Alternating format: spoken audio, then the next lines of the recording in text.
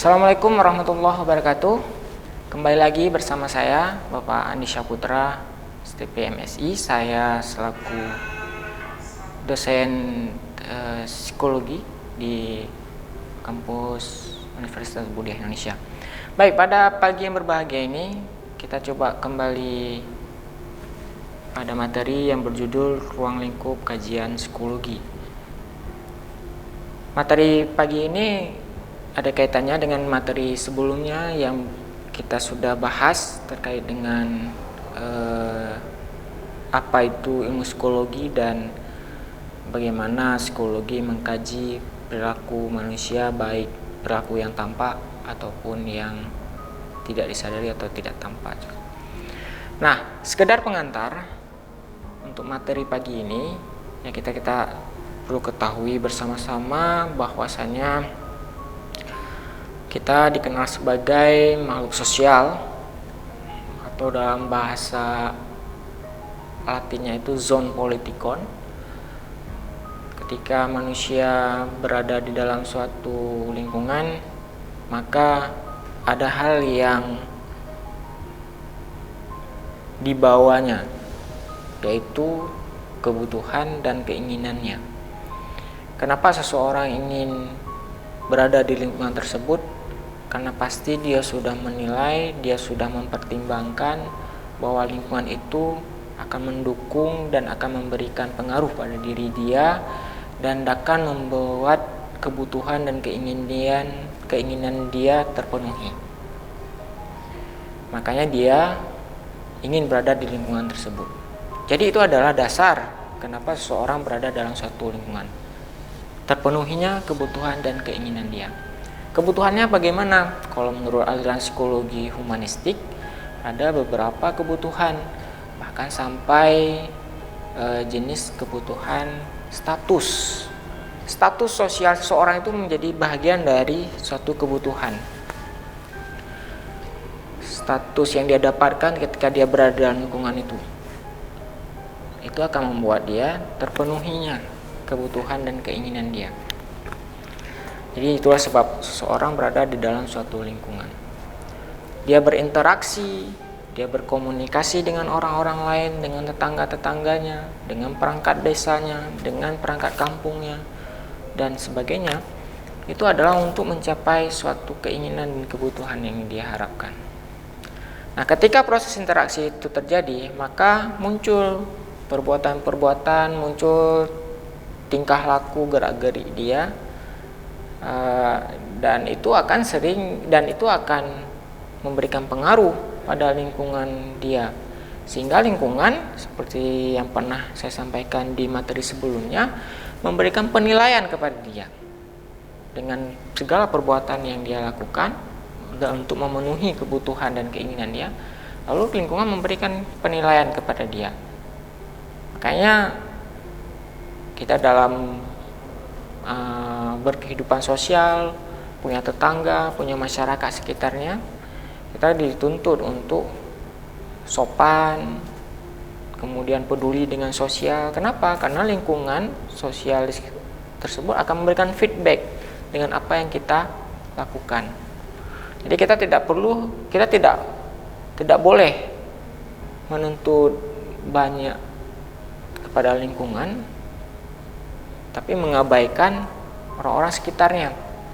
Kenapa? Karena masyarakat atau orang-orang lain di sekitar kita akan memberikan feedback dengan perlakuan kita, sehingga nanti akan dinilai, oh, Bapak A sedikit arogan, Bapak A egois, Bapak ini orangnya seperti ini.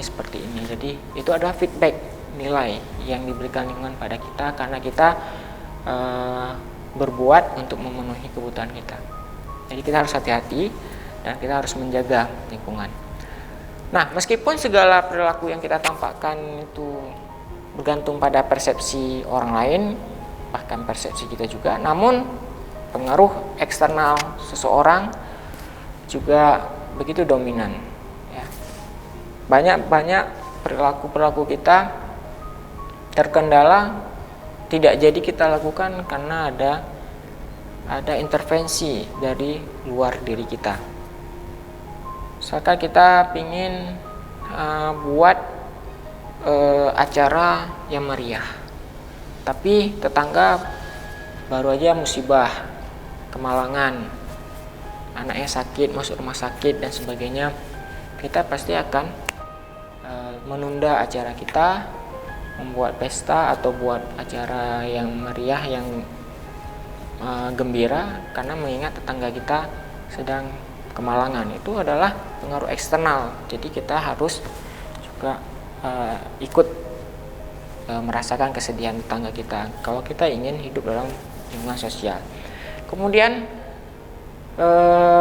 psikologi akan mengupas semua persoalan-persoalan yang berkaitan dengan perilaku antara orang dengan seseorang atau interpersonal.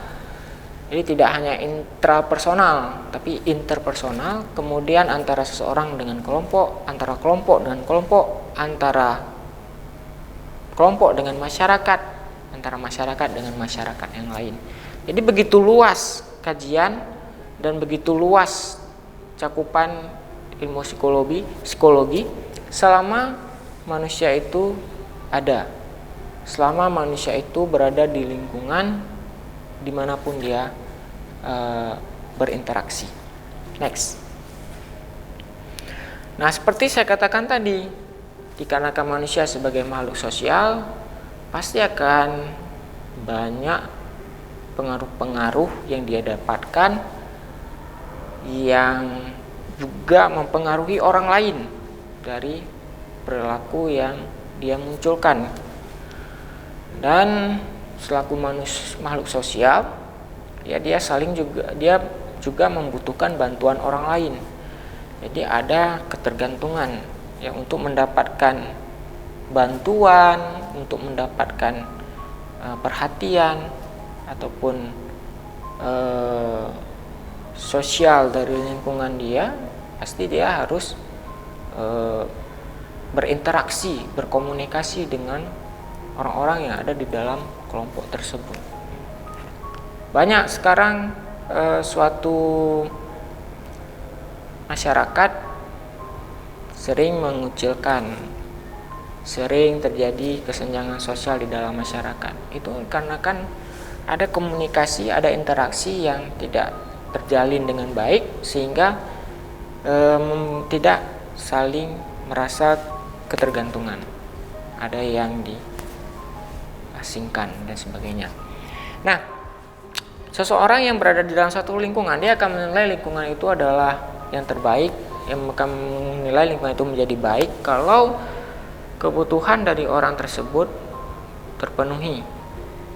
Ya, kebutuhan orang tersebut dia dapatkan dengan cukup, dengan mudah, dan itu sesuai dengan harapannya. Tapi kalau seseorang merasa di kelompoknya itu tidak baik, itu kenapa? Karena dia merasa kebutuhan yang dia harapkan, harapan dia tidak terpenuhi, dia tidak dapatkan dalam kelompok tersebut. Makanya kalau kita sering melihat fenomena di sekitar kita, kenapa orang mau keluar dari suatu lingkungan? Karena ada sedikit hal yang dia tidak dapatkan, kepuasan dia, keinginan dia, harapan dia tidak tercapai ketika dia berada di dalam lingkungan tersebut, berada bersama-sama dengan kelompok tersebut. Dia ingin mencari sesuatu yang baru, atau ada seseorang yang sudah jenuh dan dia sudah memenuhi kebutuhan, satu kebutuhan di masyarakat itu, dia ingin mendapatkan kebutuhan di yang lain yang tidak didapatkan di lingkungan tersebut, maka dia keluar dari lingkungan tersebut dan ingin memenuhi kebutuhan yang lainnya. Baik, kita jeda dulu, kita saksikan iklan. Setelah iklan kita akan kembali lagi.